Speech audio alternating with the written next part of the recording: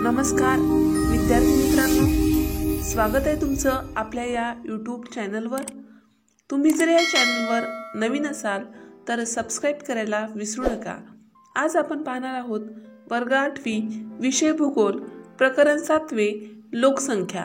आज आपण लोकसंख्या या प्रकरणाचा अभ्यास शोधा पाहू, सांगा पाहू। जरा विचार करा, करून पहा, जरा डोके चालवा, पहा बरे जमते का। यावर आधारित जे प्रश्न दिले आहेत त्या प्रश्नांच्या उत्तराच्या माध्यमातून आपण लोकसंख्या हे प्रकरण समजून घेणार आहोत। चला तर मग सुरुवात करूया। शोधा पाहू पाठ्यपुस्तक पृष्ठ क्रमांक 42 यावर काही प्रश्न आहेत। त्यामध्ये पहिला प्रश्न आहे, कोणत्याही एका दिवशी खालील माहिती मिळवा। आपल्याला एका शाळेविषयी एका दिवशी थोड्याफार प्रमाणात माहिती गोळा करायची आहे। त्यासाठी प्रश्न दिले आहेत, तुमच्या वर्गातील एकूण विद्यार्थी संख्या किती आहे। तुम्ही ज्या वर्गात आहात त्या वर्गातील विद्यार्थी संख्या लिहायची आहे। या ठिकाणी मी एका वर्गाचं सर्वेक्षण करून एका मुलाला विचारून या ठिकाणी माहिती लिहिली आहे। तुम्ही तुमच्या स्वतःच्या वर्गाची माहिती लिहायची आहे। तर या वर्गात विद्यार्थी आहेत 55। तर उत्तर कसं लिहायचं आहे, माझ्या वर्गातील एकूण विद्यार्थी संख्या 55 आहे। दुसरा प्रश्न, त्यापैकी मुले व मुलींची संख्या किती आहे। उत्तर, त्यापैकी 30 मुले व 25 मुली आहेत। त्यानंतरचा प्रश्न आहे, किती जण अनुपस्थित आहेत। एकूण 5 जण अनुपस्थित आहेत। त्यापैकी 3 मुले आणि 2 मुली असं अनुपस्थित असण्याचं प्रमाण आहे। त्यानंतरचा प्रश्न आहे, तुमच्या शाळेत एकूण विद्यार्थी संख्या किती आहे। उत्तर आहे 960। पहिला प्रश्न काय होता, तुमच्या वर्गात एकूण विद्यार्थी संख्या किती आहे, तेव्हा आपलं उत्तर होतं 55। आता दुसरा प्रश्न विचारला आहे, तर तुमच्या शाळेत एकूण विद्यार्थी संख्या किती आहे, तर आपल्याला उत्तर काय लिहायचं आहे 960। त्याखाली प्रश्न आहे, शाळेतील मुलांची व मुलींची संख्या किती आहे। तर शाळेतील मुलांची संख्या ही 550 आहे आणि मुलींची संख्या ही 410 आहे। 550 अधिक 410 केल्यास एकूण 960 विद्यार्थी शाळेत आहेत। कोणत्या वर्गात विद्यार्थी संख्या जास्त आहे। तर ज्या वर्गात विद्यार्थी संख्या जास्त आहे त्या वर्गाचं या ठिकाणी आपल्याला नाव लिहायचं आहे। या ठिकाणी मी 5व्या वर्गात विद्यार्थी संख्या जास्त आहे असं लिहिलं आहे। शेवटचा प्रश्न, कोणत्या वर्गात सर्वात जास्त अनुपस्थिती आहे। उत्तर आहे 5व्या। अर्थातच 5व्या वर्गात विद्यार्थी संख्या जास्त असल्यामुळे अनुपस्थिती सुद्धा 5व्या वर्गात जास्त आहे। कधी कधी असं होत नाही, ज्या वर्गात विद्यार्थी संख्या जास्त आहे म्हणजेच अनुपस्थिती जास्त असते का, तर नाही, पण कधी कधी असते सुद्धा। अशा प्रकारे मी शोधा पाहू यावर आधारित प्रश्नांची उत्तरे लिहिली आहेत।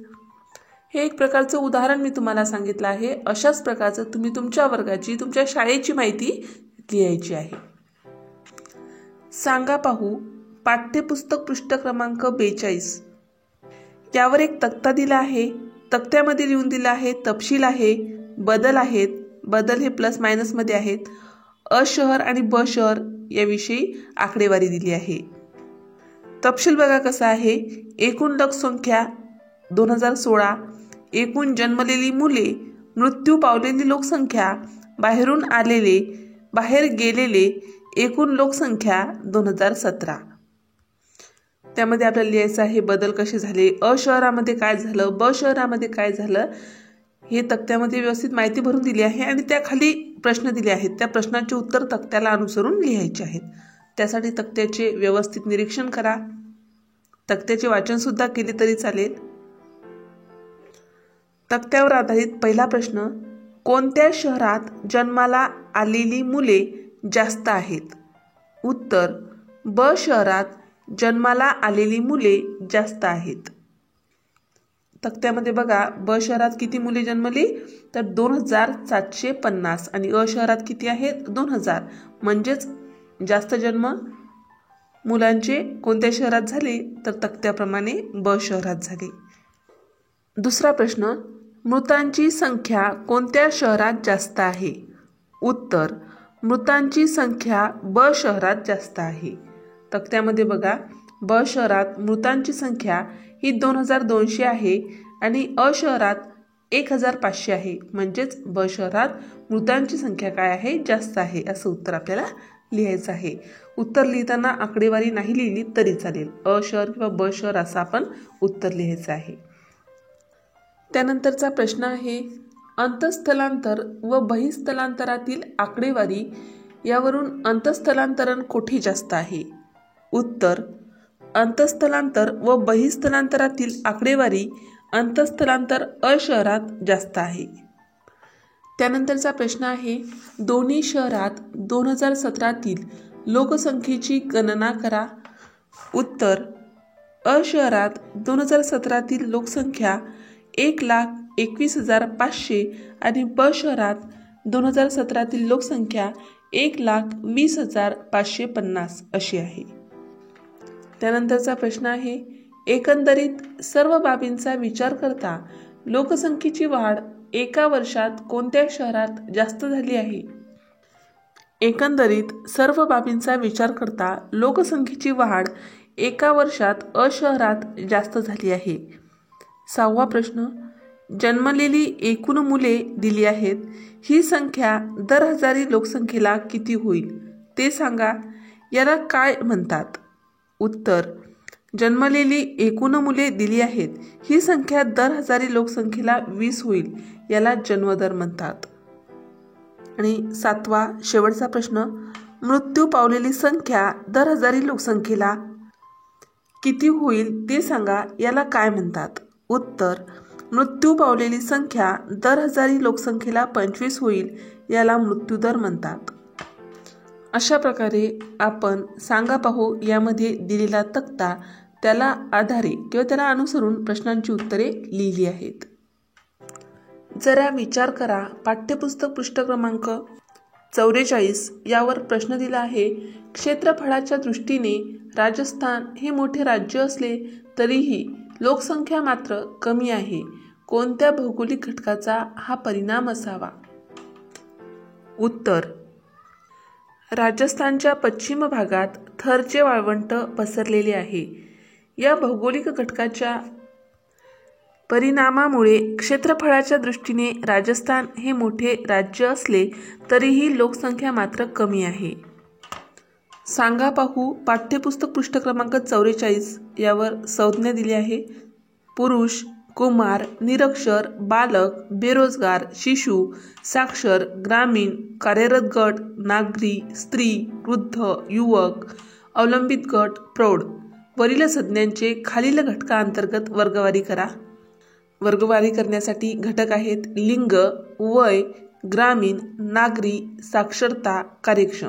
या गटात वरील संज्ञेचे वर्गीकरण करायचे आहे. लोकसंख्येचे वरील मुद्द्याप्रमाणे उपघटक केले जातात. या उपघटकांचा व त्यातील परस्पर संबंधांचा अभ्यास लोकसंख्या रचनेत केला जातो. तर उत्तरामध्ये कसं लिहायचं आहे बघा. लिंग, लिंग यामध्ये लिहायचं आहे पुरुष व स्त्री. वय, वय यामध्ये सर्वच येतात जसे की कुमार, बालक, शिशु, वृद्ध, युवक व प्रौढ. त्यानंतर ग्रामीण, ग्रामीणमध्ये ग्रामीण लिहायचं आहे. नागरी, नागरी यामध्ये नागरी. साक्षरता, साक्षरता यामध्ये कोण येते तर निरक्षर व साक्षर. त्यानंतर कार्यक्षम, कार्यक्षम यामध्ये बेरोजगार, कार्यरत गट व अवलंबित गट. अशा प्रकारे आपण दिलेल्या संज्ञांची दिलेल्या घटकांतर्गत व्यवस्थित वर्गवारी केली आहे. त्यानंतर आहे वरील आलेखाचा अभ्यास करून खालील प्रश्नांची उत्तरे द्या. पाठ्यपुस्तकामध्ये आकृती 7.3 लिंग गुणोत्तर 2011 पाठ्यपुस्तक पृष्ठ क्रमांक 45 वर आहे. त्या आलेखाचे आपल्याला व्यवस्थित निरीक्षण करायचे आहे आणि खाली काही प्रश्न दिले आहेत त्या प्रश्नांची उत्तरे लिहायची आहेत. आलेख कशाविषयी आहे तर लिंग गुणोत्तर याविषयी आहे. तर पहिला प्रश्न आहे, कोणत्या राज्यात लिंग गुणोत्तर सर्वात जास्त आहे? उत्तर आहे केरळ राज्यात लिंग गुणोत्तर सर्वात जास्त आहे. दुसरा प्रश्न, कोणत्या राज्यात लिंग गुणोत्तर सर्वात कमी आहे? उत्तर हरियाणा राज्यात लिंग गुणोत्तर सर्वात कमी आहे. आणि तिसरा प्रश्न, महाराष्ट्रातील लोकसंख्येचे संतुलन साधण्यासाठी लिंग गुणोत्तरात किती व कोणता बदल अपेक्षित आहे? उत्तर, महाराष्ट्रातील लोकसंख्येचे संतुलन साधण्यासाठी लिंग गुणोत्तरात 71ने वाढ होणे म्हणजेच 1000 पुरुषांच्या प्रमाणात स्त्रियांचे प्रमाण हे 929 वरून 1000 होणे हा बदल अपेक्षित आहे. अशा प्रकारे दिलेल्या आलेखाचा निरीक्षण करून त्याचा अभ्यास करून आपण प्रश्नांची उत्तरे लिहिली आहेत. सांगा पाहू पाठ्यपुस्तक पृष्ठ क्रमांक 45 यावर काही प्रश्न दिले आहेत. खालील प्रश्नांच्या आधारे वर्गात चर्चा करा यावर आधारित तो प्रश्न आहे. हा तुम्ही चर्चा करून किंवा स्वतःच्या मनाने सोडवायचा आहे, परंतु मी तुम्हाला उदाहरणादाखल या ठिकाणी सोडवून देत आहे की जेणेकरून तुम्ही अशा प्रकारे तो प्रश्न सोडवसाल. पहिला प्रश्न, तुमच्या घरात किती जण शिक्षण घेत आहेत, त्यांचे वय काय? समजा मी एक 8वीतल्या विद्यार्थ्याला विचारून या प्रश्नांची उत्तरे लिहिली आहेत असं समजा. माझ्या घरात 3 जण शिक्षण घेत आहेत, त्यांचे वय, दोघांचे वय 12 वर्षे आहे आणि एकाचं वय 18 वर्षे आहे. म्हणजेच दोघं हे 6व्या वर्गात आहेत आणि एक जण 12वीत आहे. दुसरा प्रश्न, तुमच्या घरात किती जण अर्थार्जन करतात, त्यांचे वय काय? उत्तर, माझ्या घरात 3 जण अर्थार्जन करतात, त्यांचे वय आहे 30 वर्ष, 35 वर्ष आणि 40 वर्ष. असे 3 वयाची ही माणसे आहेत आणि ते घर चालवण्यासाठी अर्थार्जन करत असतात, म्हणजेच कामे करत असतात. शेवटचा प्रश्न, तुमचे आजी आजोबा अजूनही कामाला जातात का, त्यांचे वय काय? उत्तर, माझे आजी आजोबा अजून कामाला जात नाहीत, म्हणजे आता ते कामाला जात नाहीत. अजूनही म्हणजे आता ते कामाला जातात का, नाही. म्हणून उत्तर लिहायचं आहे माझे आजी आजोबा आता कामाला जात नाहीत. आणि त्यांचे वय लिहायचं आहे. तर आजीचे वय आहे 70 वर्ष आणि आजोबाचे वय आहे 75 वर्ष. अशा प्रकारे सांगा पाहू यावर आधारित प्रश्नांची उत्तरे आपण लिहिली आहेत. अशा प्रकारे तुम्ही तुमच्या कुटुंबाला अनुसरून या प्रश्नांची उत्तरे लिहायची आहेत. करून पहा पाठ्यपुस्तक पृष्ठ क्रमांक 46 यावर दिला आहे. खालील तक्त्यावरून स्तंभालेख तयार करा. देशांमधील साक्षरतेबद्दल वर्गात चर्चा करा व टीप लिहा. खाली एक तक्ता दिला आहे. तक्त्यामध्ये अनुक्रमांक एकूण 8 आहेत, देश आहेत, 8 देशांची नावे दिली आहे आणि साक्षरता लिहून दिली आहे. हे साक्षरता काढणारा आपल्याला स्तंभालेख काढायचा आहे. ही आकडेवारी 2010 नुसार आहे. तर या ठिकाणी मी तुम्हाला स्तंभालेख काढून दाखवत आहे. हा स्तंभालेख आलेख कागदावर किंवा साध्या कागदावर सरावासाठी काढून बघितला तरी चालेल. आपल्या कागदावर क्ष अक्ष काढायचा आहे, य अक्ष काढायचा आहे. क्ष अक्षावर देशांची नावे लिहायची आहेत. या ठिकाणी मी देशांची नावे लिहित आहे. अर्जेंटिना, ब्राझील, भारत, चीन, बांगलादेश, पाकिस्तान, इराण, अफगाणिस्तान. आणि य अक्षावर साक्षरतेचे योग्य प्रमाण लिहायचे आहे. या ठिकाणी मी प्रमाण घेत आहे 10, 20 असं प्रमाण घेत आहे. 10चं प्रमाण आहे 10, 20, 30, 40, 50, 60, 70, 80, 90, 100. आणि त्या आलेख काढताना वर आपल्याला त्याचं प्रमाण कशा प्रमाणात घेतलं आहे ते लिहायचं आहे. प्रमाण कसं लिहायचं बघा. य अक्षावर 1 सेमी बरोबर 10% साक्षरता. हे काय आहे, आपण घेतलेलं प्रमाण आहे. आता अर्जेंटिना या देशाची साक्षरता काय आहे, 98.1 आहे. म्हणून सर्वात वर आपल्याला 90च्या वर आलेख कागदामध्ये 8 रेषा मोजायच्या आहे आणि तिथं डॉट करायचं आहे आणि तो स्तंभ 98 पासून सरळ खाली अर्जेंटिना या देशावर आणायचा आहे. तो स्तंभ आकार असा पद्धतीने आपण काढू शकतो. दुसरा देश आहे ब्राझील. ब्राझील देशाची साक्षरता आहे 92.6%. 90च्या वरी ज्या बारीक बारीक रेषा आहेत त्या आपल्याला 6 मोजायच्या आहे. 92 आणि 2 आणि 0.6, 92.6 बरोबर पॉईंटमध्ये सुद्धा आपल्याला आलेख कागदावर जर काढत असाल तर पॉईंट सुद्धा काढता येतात आणि तो स्तंभ खाली ओढून घ्यायचा आहे. तिसरा देश दिला आहे भारत. भारत देशाची साक्षरता आहे 72.1. 72.1 कसं घ्यायचं आहे, 70 घ्यायचे आहे त्याच्यावर बारीक बारीक 2 रेषा घेऊन पुन्हा थोडंसं वर घ्यायचं आहे. अशा प्रकारे आपण 72.1 घेता येतो. त्याचप्रमाणे चीन देशाची साक्षरता आहे 96.4, बांगलादेशाची साक्षरता आहे 61.5, पाकिस्तान या देशाची साक्षरता आहे 56.4, इराण देशाची साक्षरता आहे 86.8 आणि अफगाणिस्तान या देशाची साक्षरता आहे 38.1. ही साक्षरता आपल्याला आलेख कागदावर व्यवस्थित मोजून घ्यायची आहे आणि ते स्तंभ काढायचे आहेत. जो आलेख तयार होईल त्याला स्तंभालेख असं म्हणता येते आणि आपला जो आलेख तयार होईल त्या आलेखाला नाव द्यायचं आहे साक्षरता आलेख. आपण काढलेल्या या आलेखावरून किंवा तक्त्यावरून आता आपल्याला एक टीप तयार करायची आहे. तर टीप कशी तयार होती ते बघा. सर्वसाधारणपणे असे दिसून येते की विकसित देशात साक्षरतेचा उच्च दर, विकसनशील देशात साक्षरतेचा मध्यम दर आणि अविकसित देशात साक्षरतेचा कमी दर आढळतो. भारतात 2010 साली साक्षरतेचा दर केवळ 72.1% होता. 2010 साली अर्जेंटिना देशात साक्षरतेचा दर 98.1% आणि अफगाणिस्तान देशात साक्षरतेचा दर 38.1% होता. साक्षरतेचा जीवनमान, जीवनाची गुणवत्ता, उपलब्ध संधी आणि स्वातंत्र्य या घटकांशी प्रत्यक्षपणे किंवा अप्रत्यक्षपणे संबंध असतो. अशा प्रकारे आपल्याला या आलेखावरून व दिलेल्या आकडेवारीवरून टीप तयार करता येते. सांगा पाहू पाठ्यपुस्तक पृष्ठ क्रमांक 46 यावर आहे. पाठ क्रमांक 6 मधील पृष्ठ 41 मोंढा गावच्या भूमी उपयोजनात झालेले बदल कोणत्या कारणाने झाले असावेत.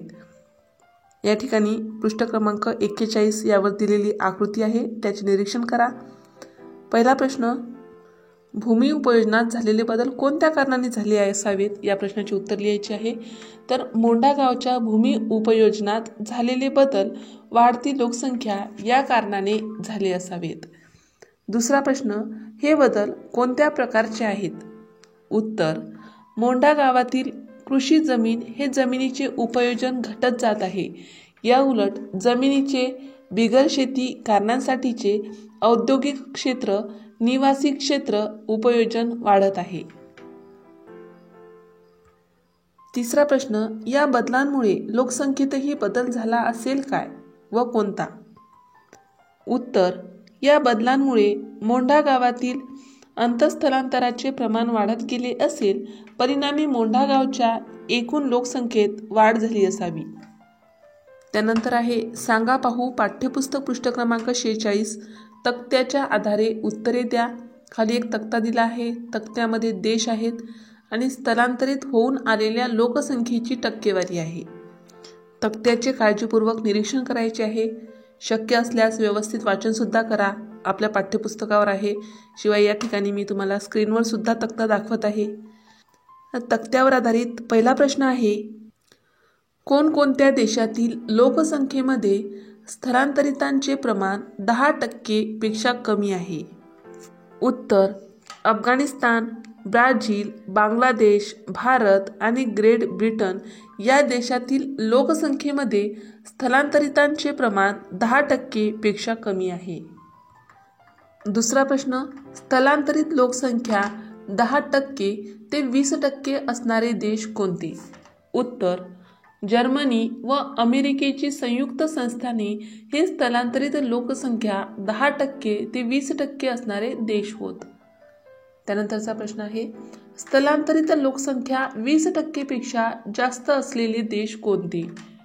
उत्तर, कुवेत, हाँगकाँग, इस्रायल, ओमान व सौदी अरेबिया हे स्थलांतरित लोकसंख्या 20% पेक्षा जास्त असलेले देश आहेत. या देशांमध्ये स्थलांतरित लोकसंख्या 20% पेक्षा जास्त असण्यामागची कारणे शोधण्याचा प्रयत्न करा. उत्तर, या देशांमध्ये स्थलांतरित लोकसंख्या 20% पेक्षा जास्त असण्यामागची कारणे पुढील प्रमाणे आहेत.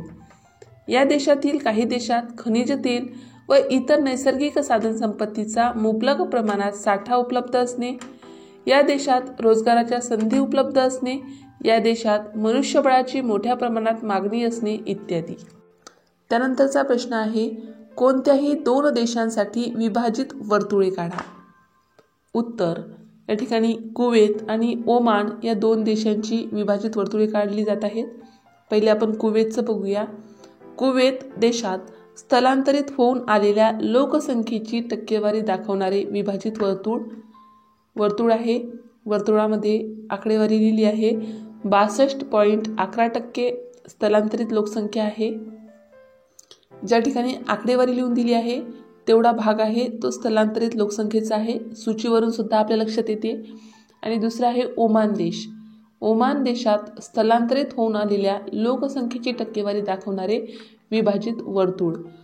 24.46% स्थलांतरित लोकसंख्या आहे. सूचीचे निरीक्षण करा, वर्तुळाचे निरीक्षण करा. स्थलांतर व प्रदेशाचा विकास याबाबत थोडक्यात भाष्य करा. उत्तर, बहिस्थलांतरामुळे मूळ प्रदेशातील मनुष्यबळ कमी होते. परिणामी मूळ प्रदेशाच्या विकासावर विपरीत परिणाम होऊ शकतो. अंतःस्थलांतरामुळे मूळ प्रदेशातील लोकसंख्या वाढते.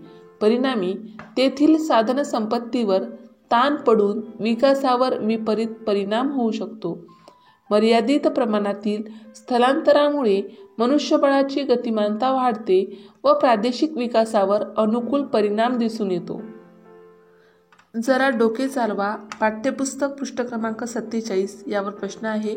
भारतातील 0.52% लोकसंख्या स्थलांतरित आहे, म्हणजे किती लोक स्थलांतर करून भारतात आले ते सांगा. उत्तर, 2011च्या जनगणनेनुसार भारताची लोकसंख्या सुमारे 121 कोटी होती. भारतातील 0.52% लोकसंख्या स्थलांतरित आहे, म्हणजेच 2011च्या जनगणनेनुसार भारतातील सुमारे 6,29,200 लोक स्थलांतर करून भारतात आले. करून पहा. पाठ्यपुस्तक पृष्ठ क्रमांक 48 वर प्रश्न आहे. तक्त्यात दिलेल्या देशांच्या मानव विकास निर्देशांकावर HDI एक टीप लिहा. तक्त्यामध्ये मानव विकास निर्देशांक क्रमवारी दिली आहे. देशांची नावे लिहून दिली आहे. मानव विकास निर्देशांक लिहून दिला आहे आणि विकासाचा स्तर लिहून दिला आहे. या तक्त्याच्या आधारे आपल्याला टीप तयार करायची आहे. तर उत्तर, मानव विकास निर्देशांकात नॉर्वे या देशाचा जगात प्रथम क्रमांक लागतो. या देशाचा मानव विकास निर्देशांक 0.949 आहे. Japan, United kingdom, Denmark, Australia इत्यादी देशात मानव विकास निर्देशांक 0.900 पेक्षा अधिक आढळतो. या देशात विकासाचा अतिउच्च स्तर आढळतो. श्रीलंका, ब्राझील, चीन इत्यादी देशात मानव विकास निर्देशांक 0.700 ते 0.800 या दरम्यान आढळतो. या देशात विकासाचा उच्च स्तर आढळतो. भारत, भूतान, पाकिस्तान इत्यादी देशात मानव विकास निर्देशांक 0.500 ते 0.600 या दरम्यान आढळतो. या देशात विकासाचा मध्यम स्तर आढळतो. नायजेर, अफगाणिस्तान इत्यादी देशात मानव विकास निर्देशांक 0.300 ते 0.400 या दरम्यान आढळतो. या देशात विकासाचा निम्न स्तर आढळतो. यावरून असे दिसून येते की मानव विकास निर्देशांक विकासाचा स्तर निर्देशित करतो. मानव विकास निर्देशांकाचे मूल्य 1च्या जवळ असेल तर देशाचा अतिउच्च विकास निर्देशित होतो. याउलट मानव विकास निर्देशांकाचे मूल्य 0च्या जवळ असेल तर देशाचा अतिनिम्न विकास निर्देशित होतो. अशा प्रकारे तक्त्याच्या आधारे मानव विकास निर्देशांकावर टीप लिहिता येते. त्यानंतर सांगा पाहू पाठ्यपुस्तक पृष्ठ क्रमांक 49. पाठ्यपुस्तक पृष्ठ क्रमांक 49 वरील आकृती 7.5 लक्षपूर्वक अभ्यासा व पुढील प्रश्नांची उत्तरे लिहा. आकृतीचे निरीक्षण करा, सूचीचे निरीक्षण करा. ही आकृती महाराष्ट्र राज्य लोकसंख्येची घनता दर्शवणारी आहे. महाराष्ट्रातील लोकसंख्येची घनता या नकाशावरून आपल्या लक्षात येते. तर प्रश्न आहे, पहिला प्रश्न, सर्वात अधिक लोकसंख्येची घनता असलेले जिल्हे कोणते? उत्तर, सर्वात अधिक लोकसंख्येची घनता असलेले जिल्हे मुंबई शहर, मुंबई उपनगर, ठाणे, पुणे, कोल्हापूर इत्यादी. दुसरा प्रश्न, लोकसंख्येची घनता 100 प्रति चौकिमीपेक्षा कमी असलेल्या जिल्ह्यांची नावे लिहा. उत्तर, लोकसंख्येची घनता 100 प्रति चौकिमीपेक्षा कमी असलेल्या जिल्ह्यांची नावे गडचिरोली, बीड, उस्मानाबाद इत्यादी. तिसरा प्रश्न, लोकसंख्येची घनता मध्यम असलेल्या 2 जिल्ह्यांची नावे लिहा. उत्तर, लोकसंख्येची घनता मध्यम असलेल्या 2 जिल्ह्यांची नावे आहेत नाशिक, नागपूर. नंतरचा प्रश्न आहे, गडद रंगाने दाखवलेली घनता किती आहे? उत्तर, गडद रंगाने दाखवलेली 1000 पेक्षा जास्त प्रति चौकिमी आहे. गडचिरोली जिल्ह्यात लोकसंख्येची घनता कमी का आहे? उत्तर, गडचिरोली जिल्ह्याच्या बहुतांश भागात घनदाट वनक्षेत्र असल्यामुळे गडचिरोली जिल्ह्यात लोकसंख्येची घनता कमी आहे. शेवटचा प्रश्न, प्राकृतिक रचना, हवामान, वनप्रदेश, उद्योग इत्यादींचा घनतेवर होणाऱ्या परिणामांबाबत वर्गात चर्चा करा. प्राकृतिक रचना, मैदानी प्रदेशात लोकसंख्येची घनता अधिक आढळते, याउलट पर्वतीय प्रदेशात लोकसंख्येची घनता कमी आढळते.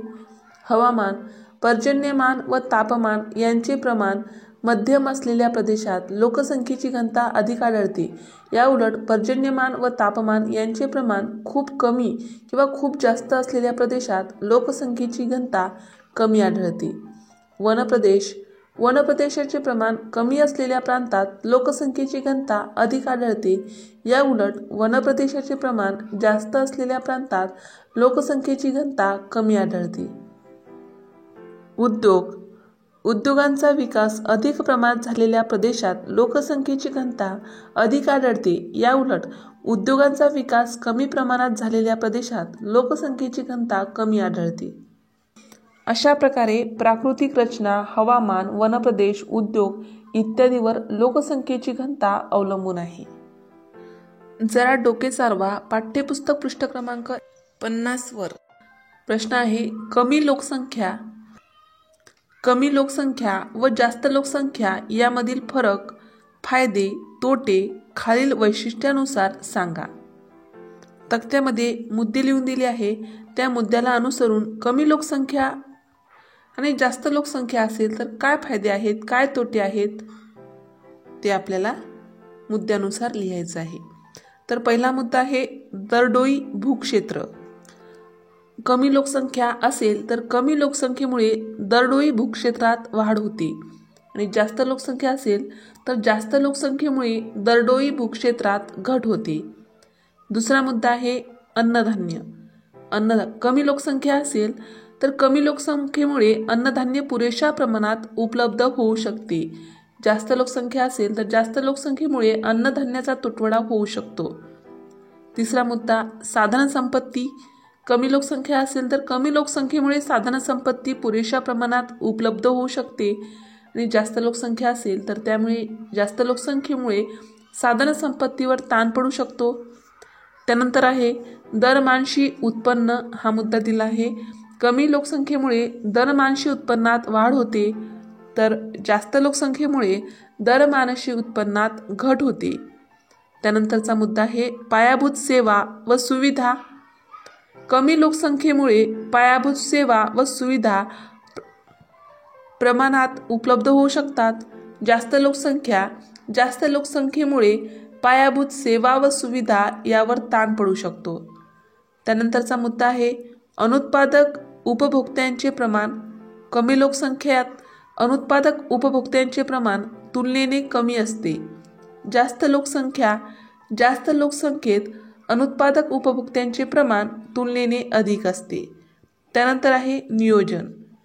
कमी लोकसंख्येत नियोजन अधिक प्रमाणात यशस्वी ठरते आणि जास्त लोकसंख्येत नियोजन कमी प्रमाणात यशस्वी ठरते. त्यानंतरचा मुद्दा आहे रोजगार. कमी लोकसंख्येत रोजगार पातळी तुलनेने अधिक असते आणि जास्त लोकसंख्येत रोजगार पातळी तुलनेने कमी असते. त्यानंतर आहे नागरीकरण. कमी लोकसंख्येत नागरीकरणाचे प्रमाण तुलनेने अधिक असते आणि जास्त लोकसंख्येत नागरीकरणाचे प्रमाण तुलनेने कमी असते. आरोग्य. कमी लोकसंख्येत आरोग्य पातळी तुलनेने उच्च दर्जाची असते आणि जास्त लोकसंख्येत आरोग्य पातळी तुलनेने निम्न दर्जाची असते. उच्च शिक्षण. कमी लोकसंख्येत उच्च शिक्षणाच्या सुविधांचे प्रमाण आणि उच्च शिक्षित लोकांचे प्रमाण तुलनेने अधिक असते.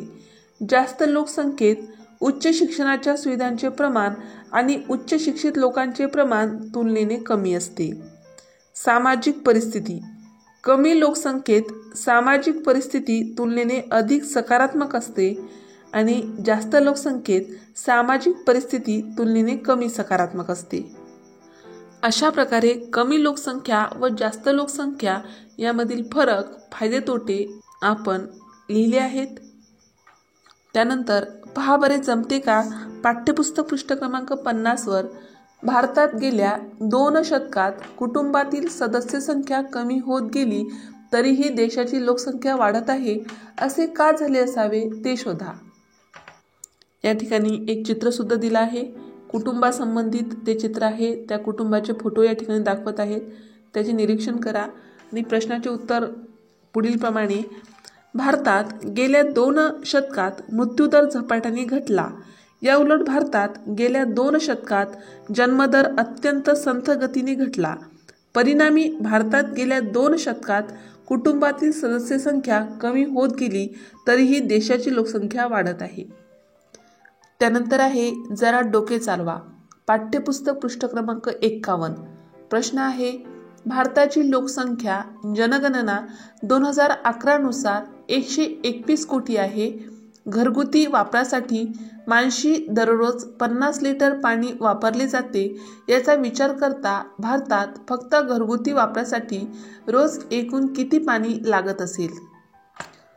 उत्तर: भारताची लोकसंख्या जनगणना 2011 नुसार 121 कोटी आहे. घरगुती वापरासाठी माणशी दररोज 50 लिटर पाणी वापरले जाते.